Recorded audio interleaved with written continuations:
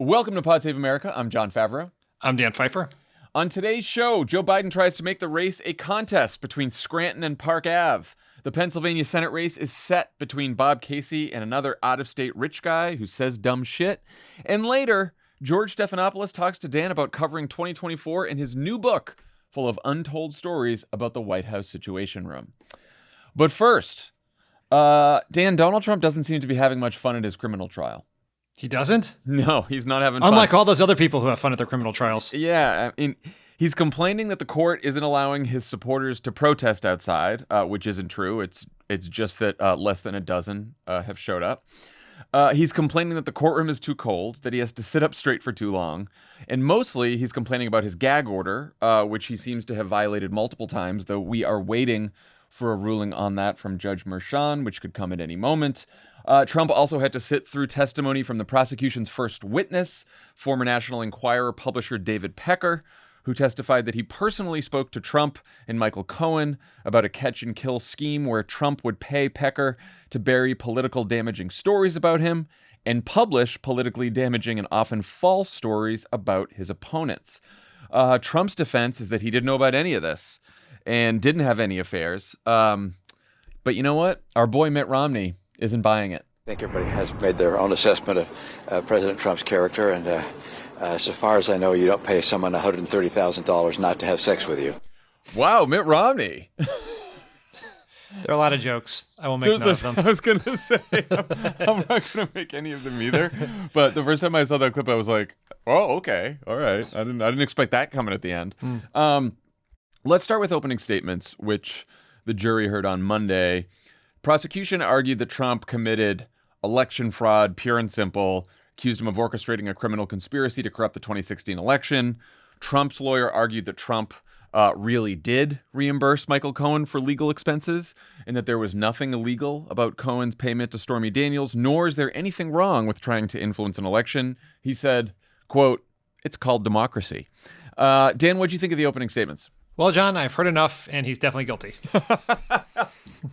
Totally impartial juror right here.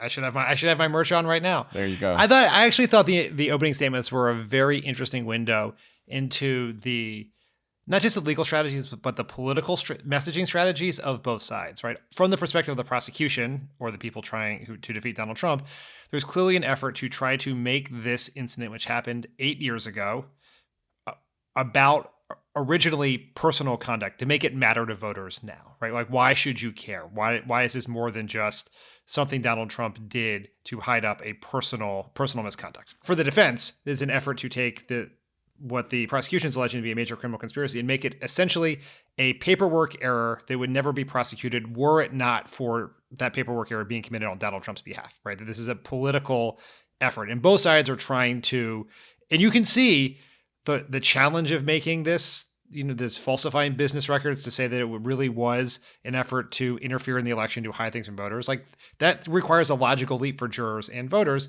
And for the defense side, there's a lot of, we'll get into some of the very compelling testimony we've heard already, but there is, you can see how this fits very well with Donald Trump's narrative of victimization, right? And you can see a couple of jurors who are pretty skeptical of political institutions and law enforcement and government buying that argument. So I thought it was a real interesting window into how they're thinking about the case. And this is one of those rare times where the legal strategy and the political strategies, I think, align.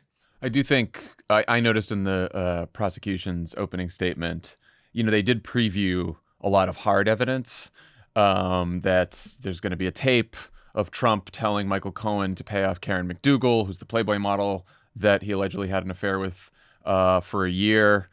Which, of course, would make it hard for Trump to say that Michael Cohen is just a liar who's acting on his own.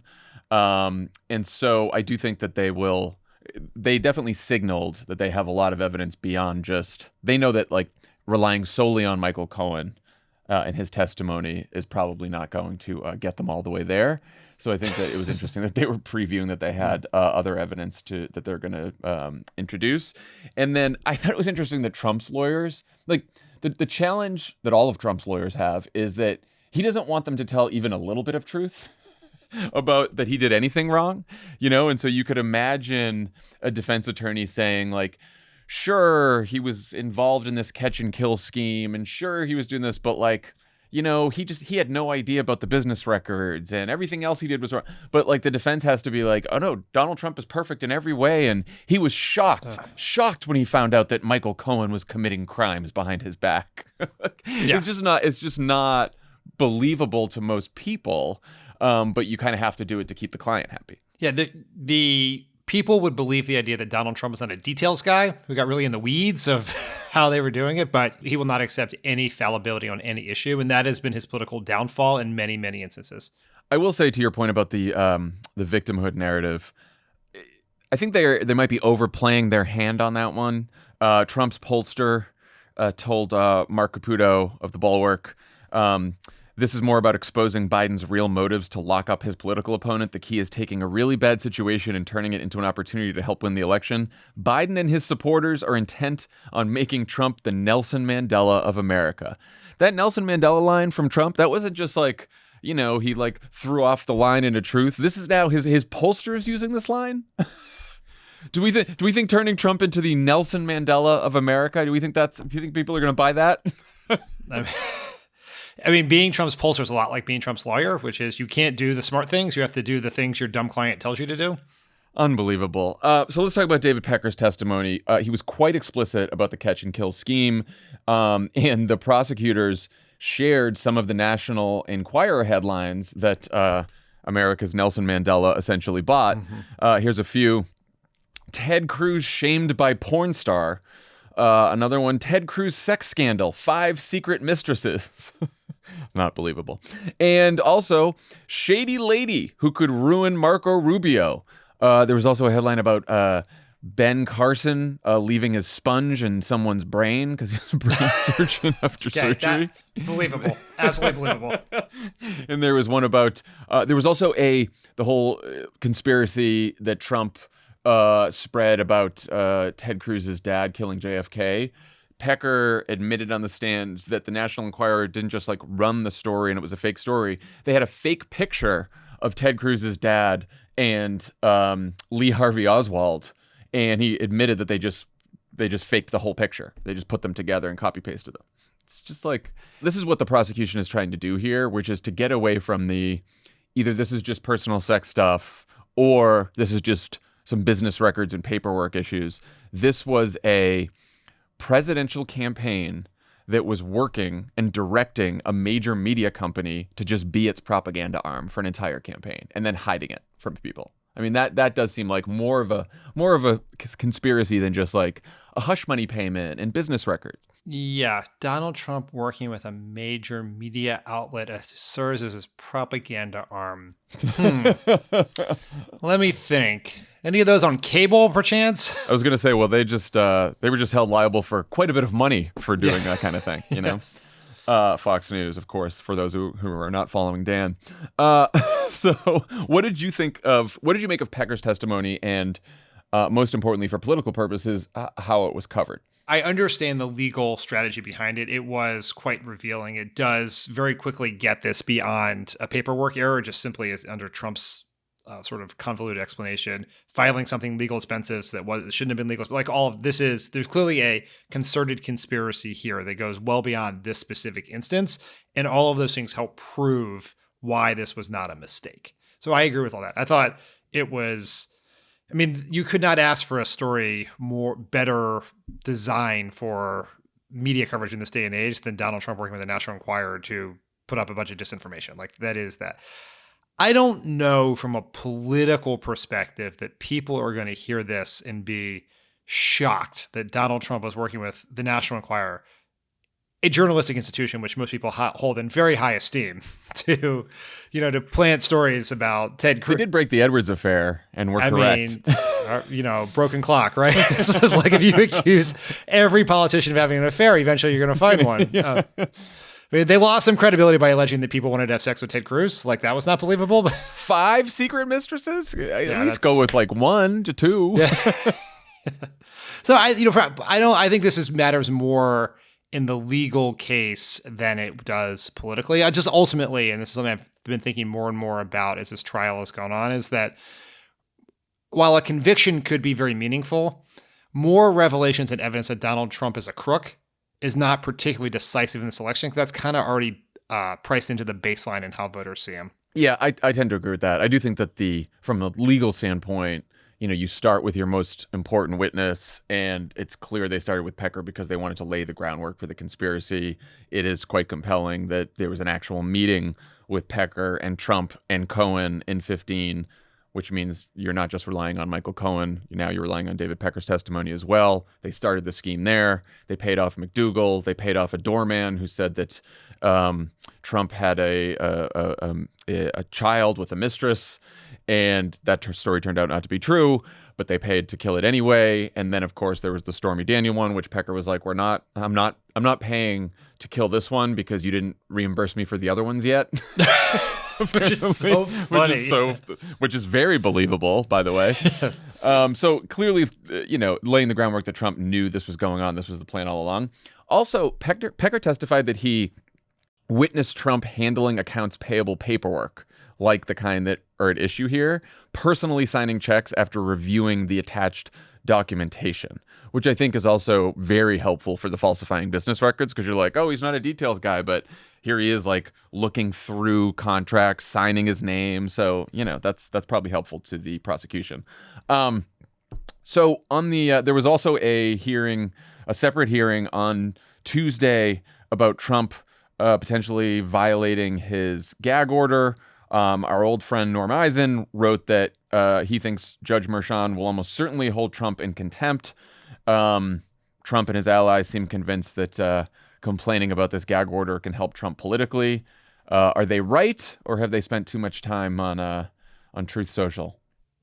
Truth Social. I think there is, as we stipulate, none of us went to law school here. None of us are practice attorneys, but I do speak English.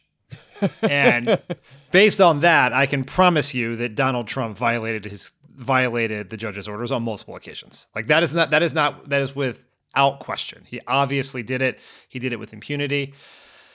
And so I'll be very interested to see what the penalty is. I hope it's more than the $1,000 or whatever it is per violation that it was talked about previously. In terms of the political merits of this I'm being gagged argument, it would be more believable if he was not delivering this argument at a press conference held on live cable television. Every day, multiple times a day, and then truthing up a storm like all day long when he's not in court. Yeah. The other part of this is, and I think this speaks to some of the bigger political challenges for Trump in this trial, is that in 2016, when Donald Trump won, we talked about this before, but his message was, I am an asshole on your behalf. You are the victim, right? There's a lot of idiocy and red herrings and just a bunch of absurdity with all things Trump. But at its core, he was going to be your asshole. He was going to fight for you. And then when we got to 2020, all of his grievances were about himself, right? People were mean to him. He's fighting with celebrities. It just made it all about himself, and he lost. And I think for most of this campaign thus far, he's been pretty disciplined, judged on the Trump scale, right? This is not compared to any normal human, but judged for Trump, he's been pretty disciplined about having more of his 2016 message, more, I'm fighting for you. I'm going to take on these people for you. They're coming after me because they really hate you. And he has kind of lost that since the trial started. It's all about him. He looks whiny and weak on a daily basis in all these press conferences. The judge won't let me speak, and he's holding up printouts of articles that he can't read out loud. And that is not why people like him. It's not as what has brought some people back into his camp. It's kind of the exact sort of behavior and demeanor that pushed people away from him in 2020. So I think it's been pretty bad for him. You don't think that it's an effective message that he's out there fighting for all the people who pay major media companies to catch and kill bad stories about them? About their affairs? You don't think that's if it can happen to him, it can happen to any of them, I mean, that is basically the entire populace of Waukesha County, Wisconsin. Everyone's just going around looking for a media company to pay to kill a story about their affairs. Yes. That's what they're doing. I mean, if that was the case, local journalism would be doing much better. I mean, to the point about this not really resonating with a lot of people, what do you make of the fact that Trump can't get a crowd to protest outside the courthouse? I think it's kind of emblematic of how surreal this trial is, that people seem pretty freaking chill about the potential next president of the United States being on trial with a potential jail sentence looming 6 months before the election. Are people just that checked out of the news? Is it really that? Yeah, I think it is. I really think it is. Like Donald Trump, the Republican nominee for president, is sitting in a courtroom facing felony charges every day, and everyone's like, whether you're for him or against him, everyone's just saying. I mean, maybe, there was all this discussion when the latest Mission Impossible movie came out and they called it Part 1, that people didn't go to the theaters, they were just going to wait for Part 2. I kind of feel like people may be waiting for the sequels to this trial. But it is, like, in all seriousness, there is something weird going on. Like, the press is trying to cover this as best they can. Like, Cable's got every lawyer in town. They're up there. The New York Times is live blogging it with an entirely impossible to follow user experience that I can't stand. People are tweeting about it, but it's just, if this was happening in 2016, 2018, 2019, we'd be camped out in Manhattan. But just like you would hear people, you would be somewhere and people would talk about it. You would hear someone just like, hey, and it's kind of almost fitting this is happening in the context of O.J. Simpson passing away a few weeks ago. This is a drop in the ocean compared to the attention that trial got. And obviously it's has much greater consequence for the country. This guy could be president of the United States. He was president of the United States. Even if he wasn't running for president this time, if he wasn't the nominee, this should be a gigantic deal. And it just feels like maybe it's just technologically and culturally impossible to grab the nation's attention, but the nation's attention is not grabbed by this. And that is probably very good for Donald Trump, presuming he doesn't end up in prison at the end of it. Yeah, big if. But also, do you think it has something to do with the fact that it's just not being televised? That we're just like if people walked into stores or in airports and they looked up at the TV and there's Donald Trump sitting at a trial, I think that would probably captivate people a lot more. We're just a visual TV culture and have been for a long time. But we're just not a linear TV. We're not linear, anymore. But well, you'd be looking at your phone, you'd be looking at your laptop. I mean, wherever, right? People are watching shit on their screens, and for sure. And a lot of people just aren't reading. Yeah, I mean, I think if it was being televised, people would be paying more attention because the clips would be going viral and people who were not tuning in would see more stuff than just one weird photo a day and a couple of awkward press conferences. Yeah. But there is something going on here that is beyond just this trial. And I think speaks, this is the topic of your other podcast, one of your many other podcasts, but about just how the media environment has changed in pretty dramatic ways. Yeah. Joe Biden, meanwhile, has made the unorthodox decision to campaign by not farting himself to sleep in a freezing courtroom. Imagine that. The president was in Florida on Tuesday reminding people that they can thank Donald Trump for the state's abortion ban. This was after Biden's week in Pennsylvania hitting Trump on the economy with a Scranton versus Park Ave message. Biden got some help with that today when he won the endorsement of North America's building trades unions, which CNN reports will invest in an 8-figure organizing program to try to deliver their 250,000 members in the battlegrounds of Pennsylvania, Michigan, and Wisconsin. The head of the union, Sean McGarvey, said of Biden, quote, "It's almost like the perfect leader was sent at the perfect time for working people." It's quite an endorsement. And then McGarvey had this to say about Donald Trump. Donald Trump, he's not a good man. He's not a good person. He does not care about anybody in this world except Donald Trump. I can tell you that he personally committed to me that he was going to get our pensions fixed. He understood who was affected by these pensions. He assured me, I'm the president of the United States, I'll just call Mitch, I'll tell him to put it in the bill. Is everybody gonna love me? Everybody loves me, right? Is everybody gonna love me? Yes, Mr. President, you fix the pension, everybody's gonna love you. Well, that was wasted breath.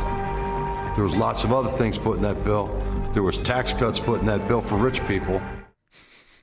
What I love about that hit on Donald Trump is that it is so believable as to what Donald Trump's character is, right? Like there's a lot of allegations of Trump where you're like, I can't tell if that's really him. Donald Trump saying like, I'll help you. I'm going to put this in the bill. I just want to be loved. And then realizing I don't give a fuck about this. I'm just going to do tax cuts for rich people is like so on brand for Donald Trump.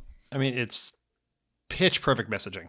It's great. It's like one of the better, I wanted to play the clip because it's like one of the better attacks on Trump that I have heard. And in terms of what's going to actually resonate with working class, middle class voters across the country. No, it is. It's perfect. I'm not saying Sean McGarvey's a message box reader, but he gets the vibes. That's what I'm saying. I mean, I know this endorsement wasn't too surprising, but McGarvey did say that his members were split fairly evenly between Trump and Biden in 2020. He acknowledged that the leadership of the union's probably more pro-Biden than the actual members.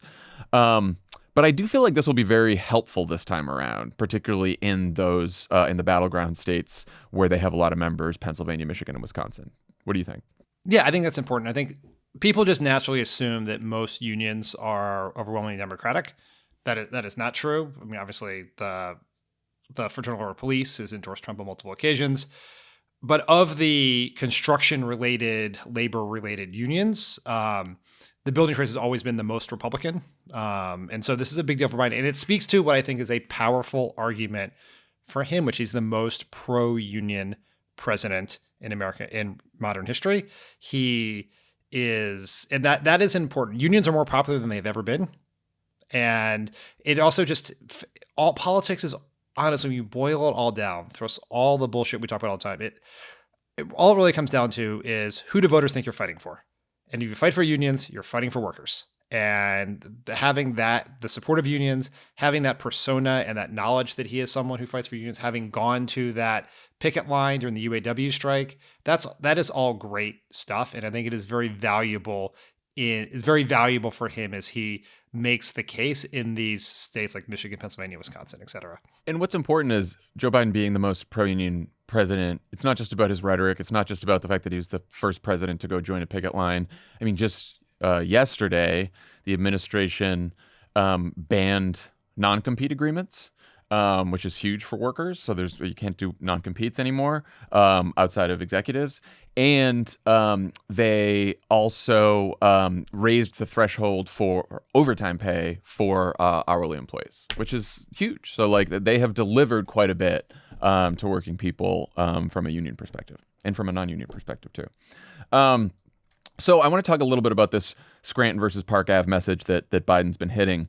The New York Times framed the approach in a way that was scientifically designed to get a mention on this podcast. Quote, can Biden make Trump seem like Mitt Romney? A lot of Mitt Romney in this podcast. Who knew?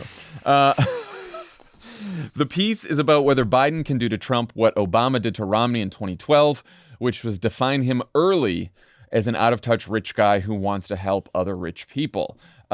I think Trump has proven to be a tougher target than Romney on this for a host of reasons we can talk about. But do you think Biden will be able to pull this off?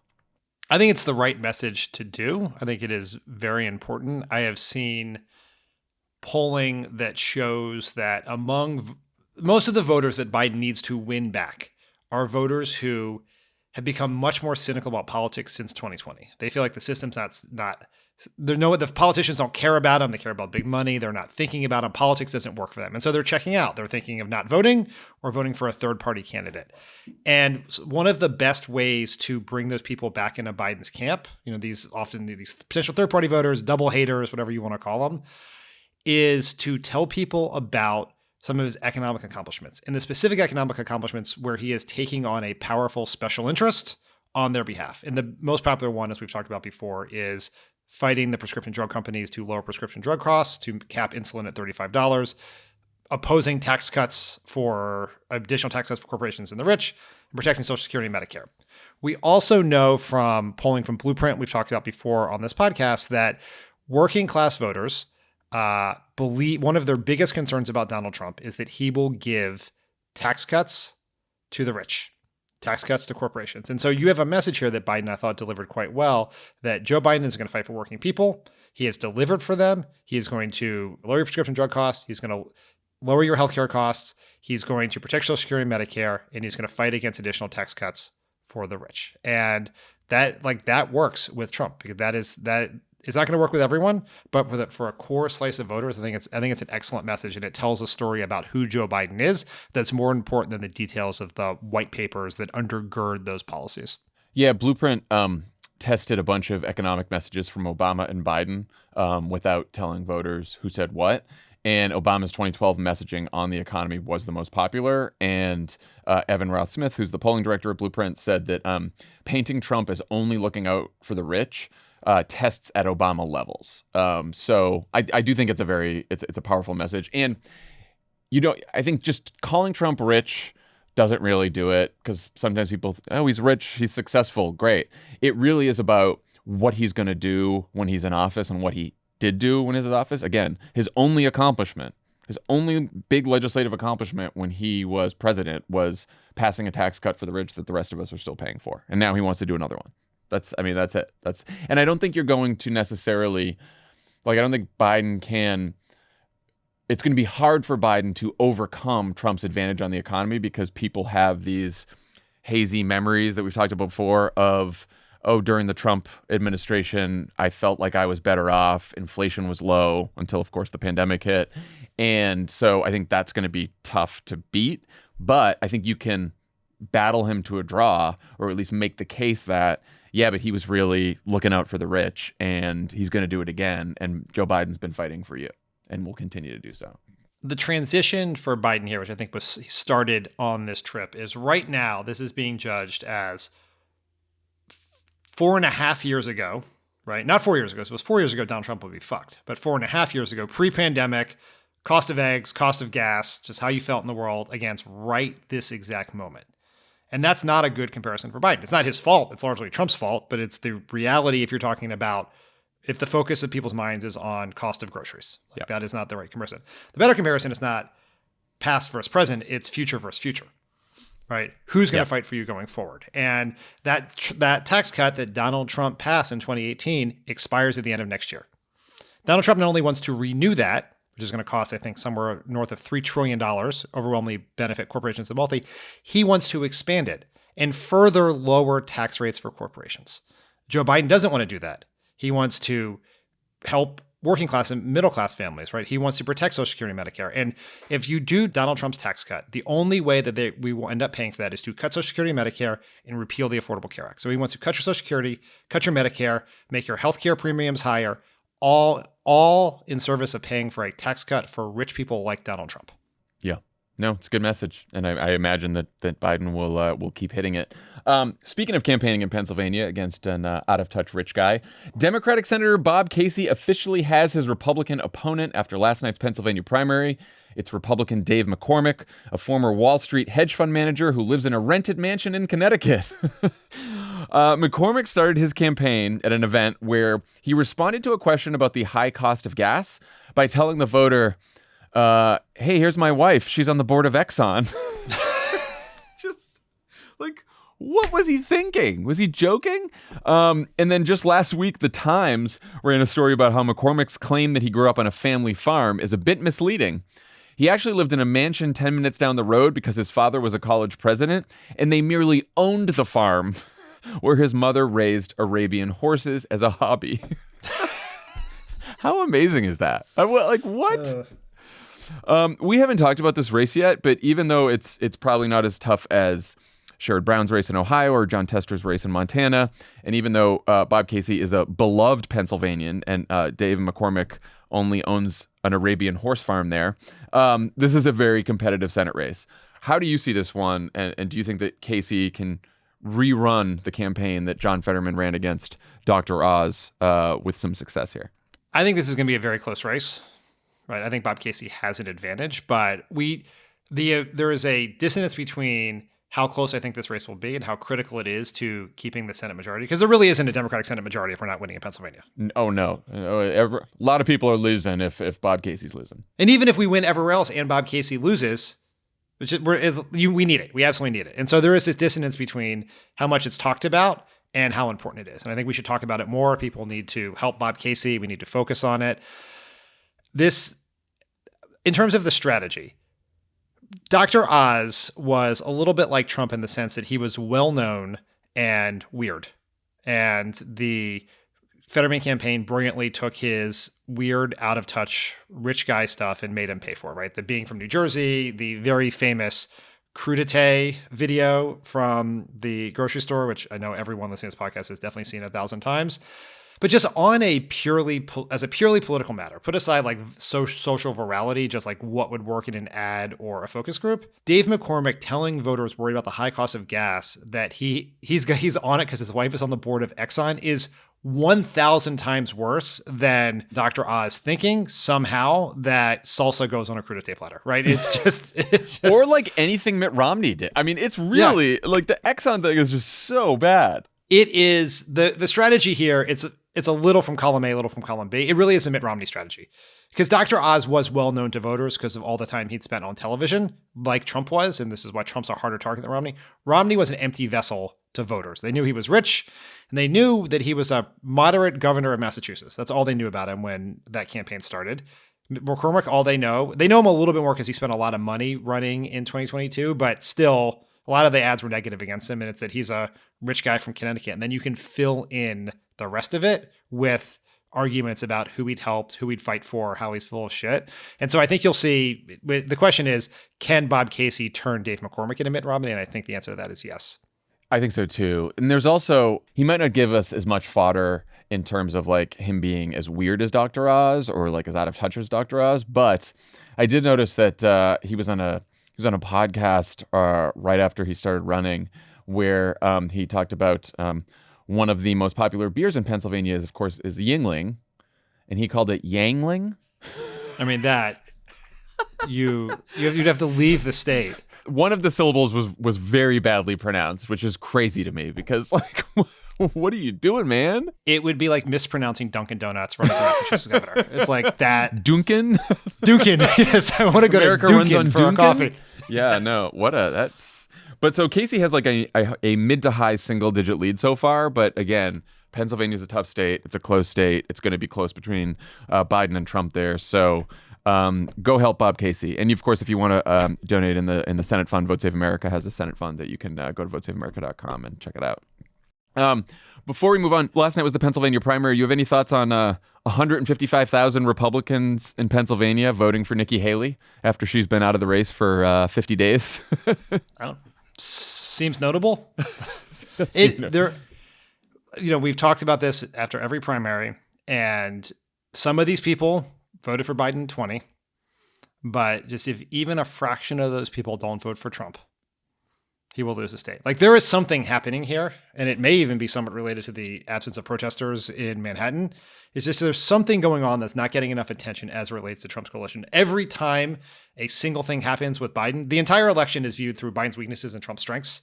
Like, how is Trump keeping it all together with all of these felony indictments? Look at all the love for him. And it's like one person tells Nate Cohn that they voted for Biden in 20 and are thinking about voting for someone else now, and everyone panics.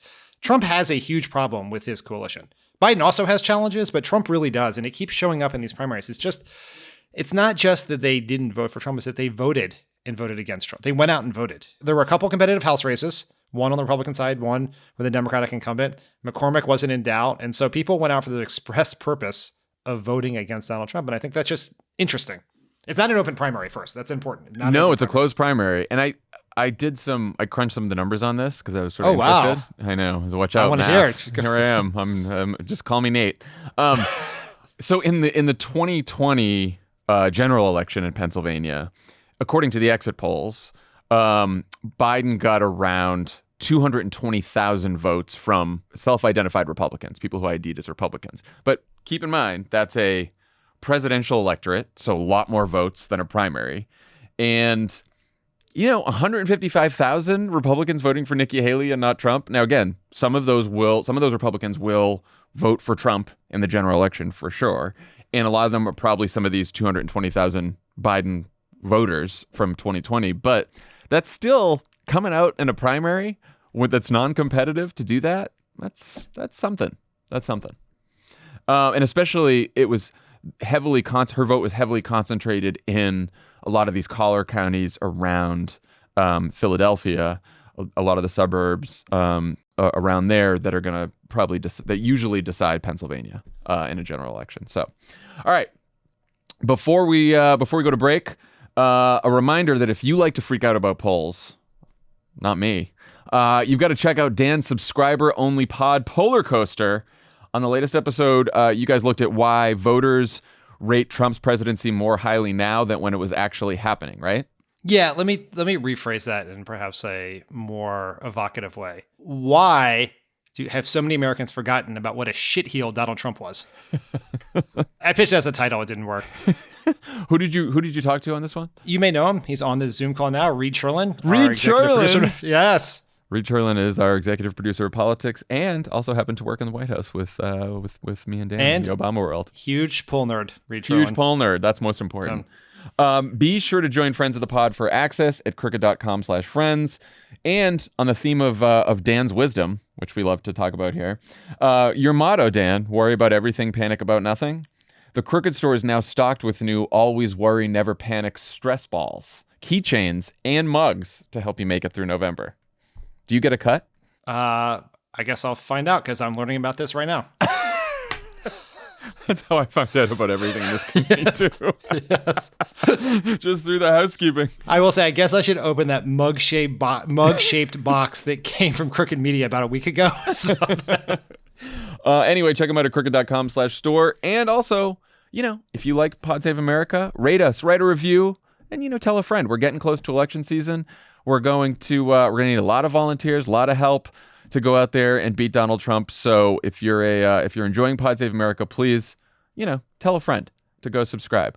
When we come back, Dan's interview with George Stephanopoulos. Pod Save America is brought to you by Beam. Are you having trouble sleeping or staying asleep? Is poor sleep negatively impacting your life? Have you tried other sleep supplements with no success? Sleep is the foundation of mental and physical health. When you are sleeping well, you can perform at your best mentally and physically. Introducing Beam's Dream Powder, a science-backed healthy hot cocoa for sleep. Other sleep aids can cause next-day grogginess, but Dream contains a powerful all-natural blend of reishi, magnesium, L-theanine, melatonin, and nano CBD to help you fall asleep, stay asleep, and wake up refreshed.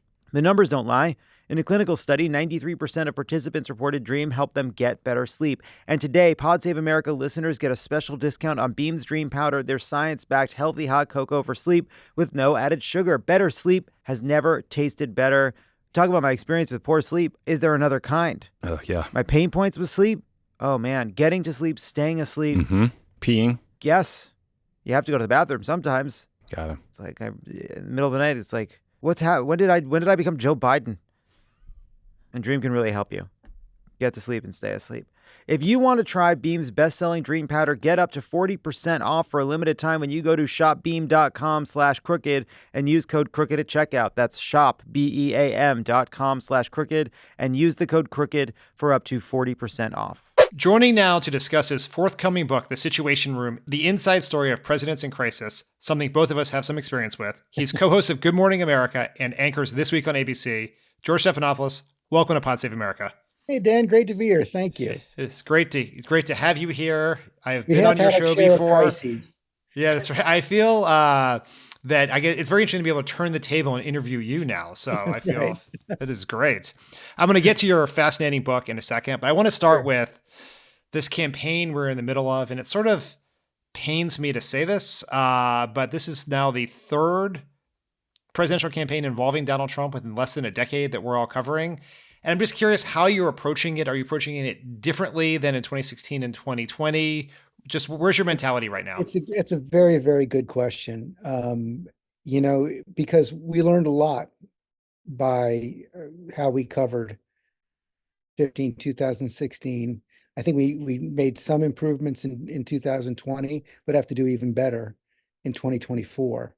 I mean, I've probably interviewed Donald Trump. It's been several years now, but I've probably interviewed him about 50 times. And in the 2015-2016 period, 40. And what I learned through that process is the normal things that reporters, journalists, interviewers do don't work in this environment. Normally, if you show that somebody's not telling you the truth, generally, the politician or the policymaker will stop repeating the lie. That didn't happen in this case. Normally, if you show that someone has been hypocritical, flip-flopped, same thing. And then you combine that with his tendency to simply kind of flood the zone with controversy and falsehoods.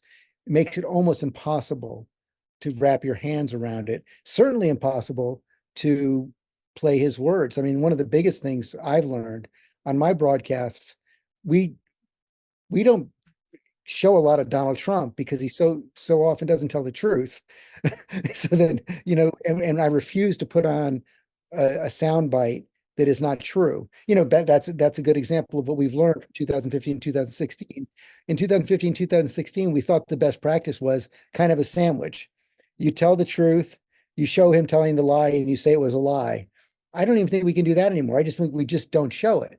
Now, the flip side of that is that there's a danger in when you do that of sanitizing Donald Trump by only reporting the normal things he says or relatively normal things he says. It makes him look like a normal candidate, which he clearly is not. And then you brought up a great point a couple weeks ago in that interview with Hugh Hewitt that Trump had, where he accuses Biden of doing the State of the Union on coke. The world would have stopped if Joe Biden had said that about Donald Trump or anybody else. We didn't even cover it. Now, I can go both ways on that. I can say it's a mistake not to cover it, and I can say it's a mistake, and I can also say, well, maybe it's the right thing to do. But it shows the dilemma you're dealing with all the time. Yeah, I don't envy the decisions you guys have to make, because it seems both quite like you don't like one of the lessons, not just of 2020, but of January 6th, is that people see what Donald Trump says, and enough of them believe it to take very dangerous action. Well, and there's a second point to that, and this is where my focus has been in the 2024 campaign, particularly with interviews. I've started to focus a little bit less on Donald Trump and a little bit more on what I will call the enablers. And so, for me, I'm perfectly willing. I've done this week for 25 years. I have interviewed thousands of Republicans thousands of times. I have no problem doing that. It doesn't have to be a partisan brawl every time. What I won't do in this environment is pretend that someone who is endorsing someone who inspired an insurrection, has been indicted 4 times, is sitting down in the first criminal trial of a former president. I'm not going to allow them to talk about other things before they address those issues if they are a supporter of Donald Trump. And what it ends up meaning is that often at this point, and I'm perfectly fine with that, the interviews don't go beyond those issues. Right. This is the Chris Sununu experience of a couple of weeks ago, right? Precisely. Yeah. Yeah. So then let me ask this question. Given how difficult Trump is to interview, getting that it's impossible to fact check him in real time, right? He doesn't play, as you say, he doesn't play by the same rules. You can't interview Donald Trump live. Yeah. Okay. That's my question. There's no way I would do that anymore. Listen, we all deal with, and you worked for a good at it. I worked with a president who was very prolix as well. Yes. Interviewers are always working against the clock, and politicians and policymakers know that. And so, it's always a tussle over how much you can get in a set amount of time. There's no way it can work with Donald Trump. The only way I would do an interview, listen, I don't think he's going to do an interview. He's suing me. I don't think he's going to do That's right. anytime soon. But the only way I would do it is if there was, I would say, at least an hour, and I had full ability to edit it. Mm-hmm. And would you think about interspersing that with fact checking and stuff like that? Oh, I mean, it would be. I mean, it would. I could probably make a 2-hour show. An hour-long interview with Donald Trump that I could edit, but there's no way I'm just going to allow him to steamroll through an interview. And we've seen examples of this, and I hope everybody's learned the lesson that it's bad journalism to do that. Speaking of Donald Trump on live national television, you have hosted a presidential debate before. All of the fears, Donald Trump also doesn't follow the rules in a debate. This does feel to me like the first time in my memory where it seems very possible that the debate won't happen for various reasons. I would be more surprised if it happens than if it doesn't. From Trump alone or from both sides? Well, Trump will pretend he wants the debate, but I'm not sure that's true. But also, I mean, if I would love to see a debate in some fashion, although I think everything I just said about live interviews holds just as much for a debate. And I think that's the dilemma that you face. Yes, it's a public service to have a debate in theory. I'm not sure it works in this case. I mean, you're always up against the clock. The longest debate would be 90 minutes and there's no way, let's face it, there's no way either candidate would abide by the time restrictions, and there's no way you can truly fact check in real time. And I think that it automatically, creates this situation where there's I would say sort of a false equivalence. I mean, in my mind, and listen, maybe I'm wrong. I don't think I am, but maybe I'm wrong. In my mind, before you address anything else with this presidential campaign, you have to address the criminal element, not just the trial in New York, but the classified documents case and the January 6th case says. We just learned today that Donald Trump co-conspirator in the state of Michigan for the false elector cases as well. And, I was thinking of that as the bulletin came across my email about an hour ago. I can imagine, and we'll see what happens tomorrow morning, but I was already imagining the debates, and I shouldn't put it in terms of debate. I was already imagining what it would be like to get that in the show tomorrow morning and having some people think, oh, well, what's new about that? What's new is the fact that he's an unindicted co-conspirator. Again, if this were anybody else at any other time in any other presidential election campaign, that fact alone, which was barely a blip on the radar today, would be massive front page news. And we can't pretend that it's not. Yeah, I mean, there's so much going on here because there is a sense that Trump is almost winning by numbing us to every past outrage. Yes. And then there's also just a change in the media environment that it's very hard to, like John Favreau and I were just discussing the earlier part of this podcast, how it feels like, I mean, this trial should be the OJ trial on steroids, right? In terms of national consequence, this trial in Manhattan is exponentially more important than the OJ trial. No. And that's the proper use of the word exponential, by the way. Yes. Thank you. And yet it doesn't feel that way, like on both sides, right? Like you guys are covering it. You're doing the, you kind of cover it. It's leading the news, but I don't think I've walked into a coffee shop or in the grocery line and heard other people talking about it in the way, I mean, I skipped class to watch the OJ verdict, and that's, and everyone did, right? And this is just, there's just something going on here that is just very, I think part of it's the media environment, part of it's Trump that is advantaging him, I think, in some way. Yeah, although you get to, it will be interesting to see. I mean, I was actually in the White House during the OJ verdict. We had 4 days of meetings ahead of the verdict, preparing for violence.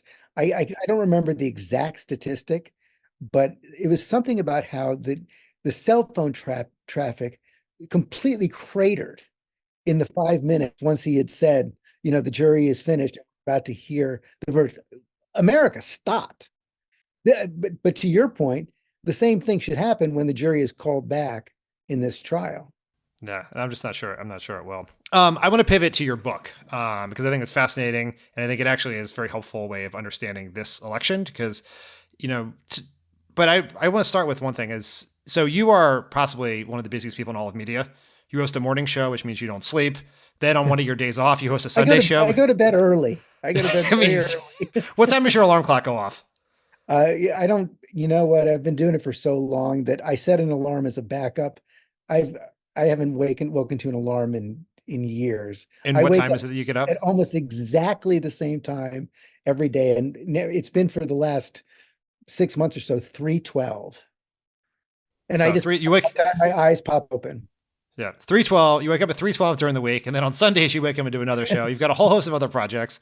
Like, why in God's name did you write a book? Like, what made you do this? It's a very good question, and I haven't written a book since my memoir All Too Human, which came out in 1999, and I've thought about it many times. I actually started a book many years ago, and each time I had an internal standard for myself, and I don't want to cast aspersions on any of my colleagues in the journalism world, but my one bar for me was that it couldn't be like a potted book, a book that isn't really new, isn't really journalism, it's just sort of rehashing stuff. And number two, I really wanted to do a book where it felt new and different, at least to me, and it would be a book where I would consider it a good book if I read it.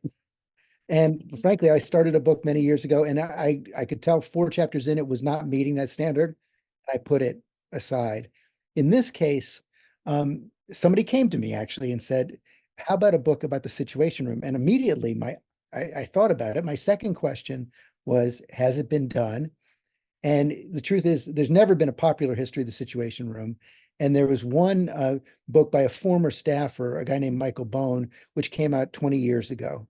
And when I heard that it really hadn't been done and saw that it could be a window into looking at crisis management in the White House, I immediately said, wow, this is a great idea. I should also add that, I'm in the It Takes a Village um, world of writing a book. I certainly wrote it, but I had a co-writer, Lisa Dickey, and I had a terrific research team, Cameron Peters and Emily Michelle, and they were just fantastic. And having that whole team being able to work together on it made it very possible. I would work on it every afternoon for 1 to 3 hours every afternoon, and with that team, we were able to get it done in about 15, 16 months.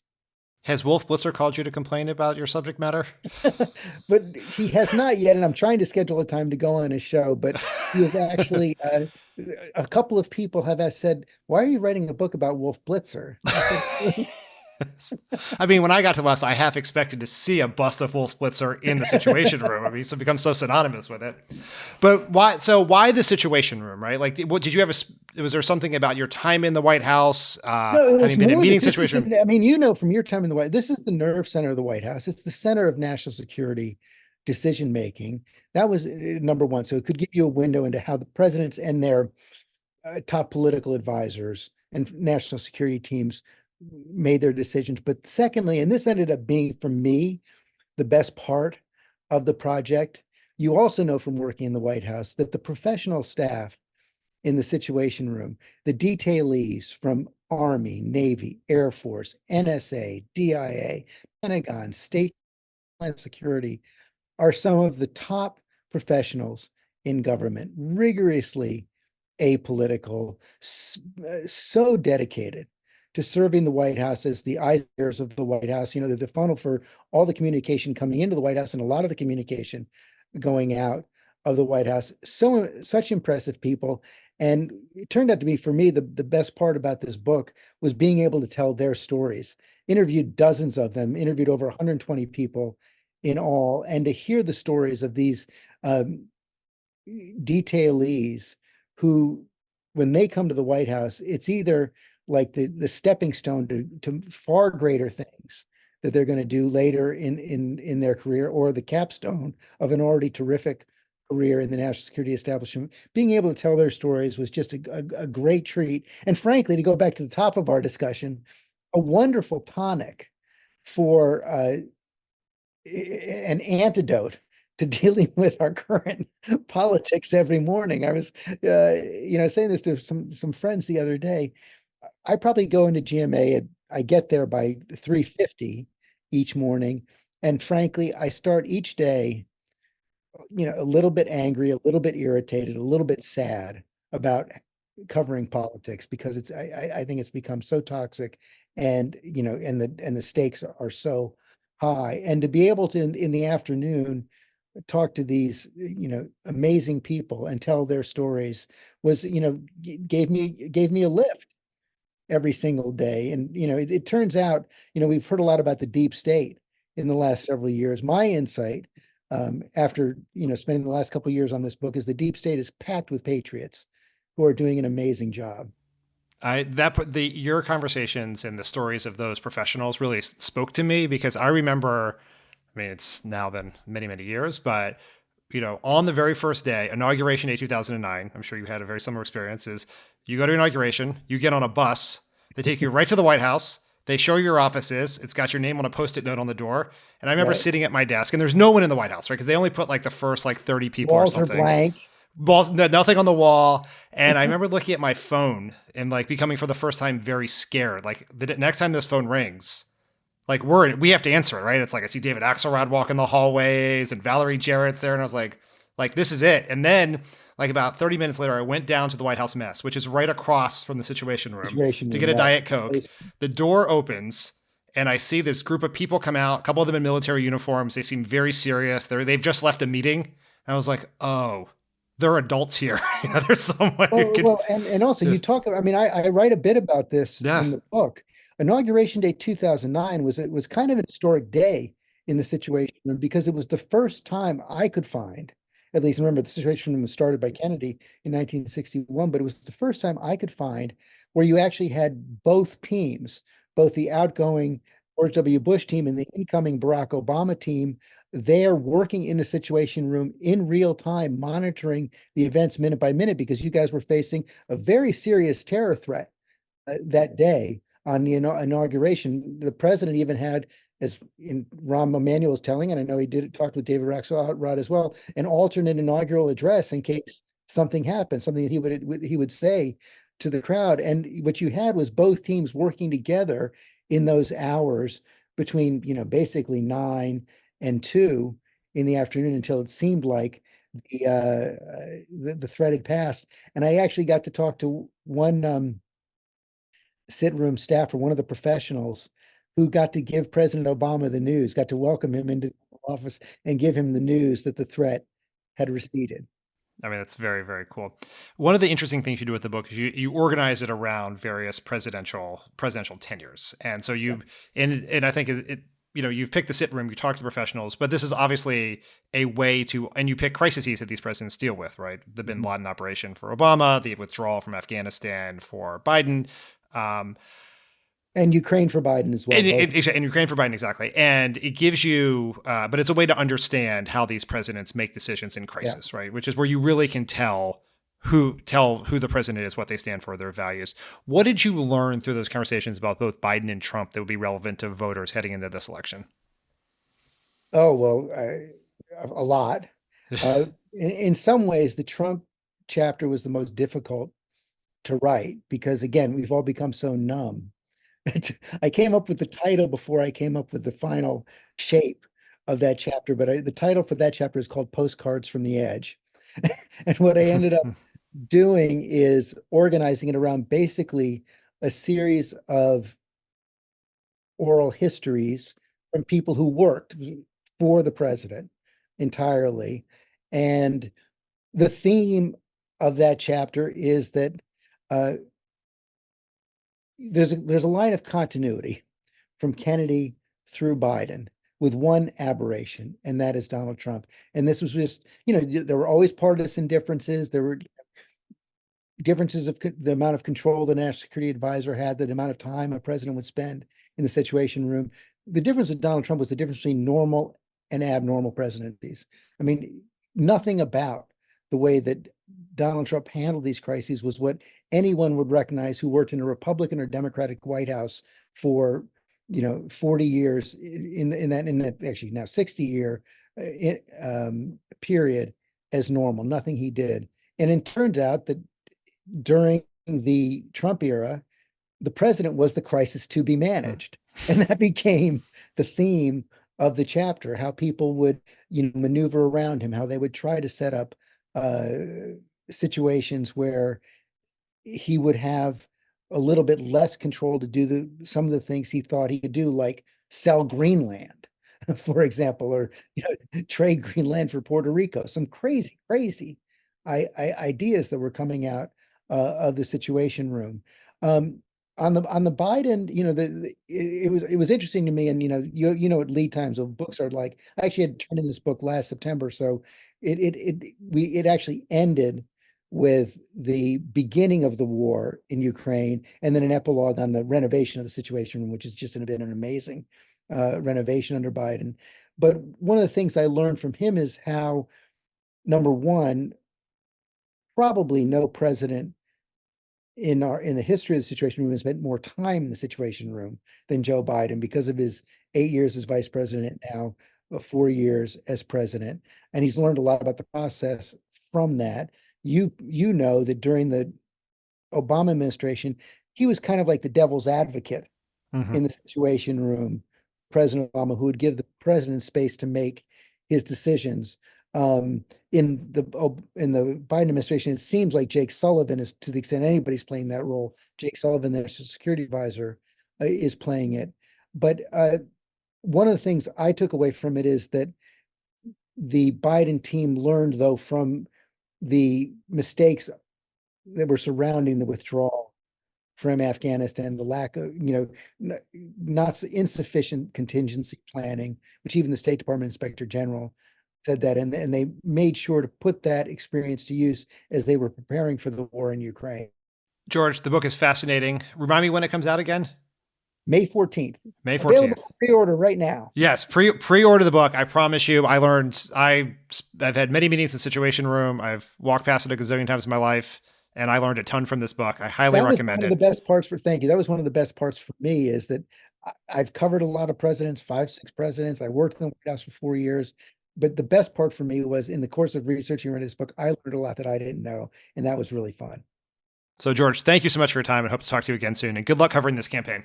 Thanks, Dan. You too. Take care. Thanks to George Stephanopoulos for joining us today. We will be back with another episode on Friday. It will be Tommy co-hosting with Alyssa Mastromonaco. Fun stuff. Bye, everyone.